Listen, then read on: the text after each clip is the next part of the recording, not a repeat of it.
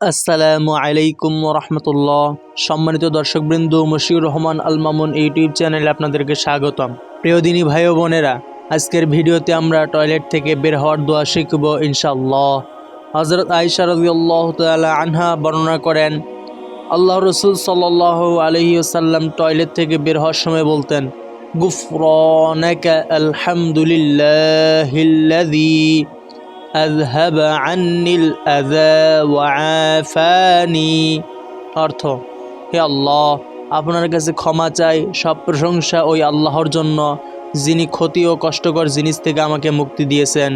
সুতরাং মুমিন মুসলমানের উচিত টয়লেট থেকে বের হওয়ার পরে হাদিসে উল্লেখিত দোয়ার মাধ্যমে দুষ্ট পুরুষ ও নারী জিনের বদনজর থেকে হেফাজত থাকা। টয়লেটের পর কষ্টদায়ক অবস্থা থেকে মুক্তি হওয়ার কারণে মহান আল্লাহর কাছে ক্ষমা প্রার্থনা ও শুকরিয়া আদায় করা।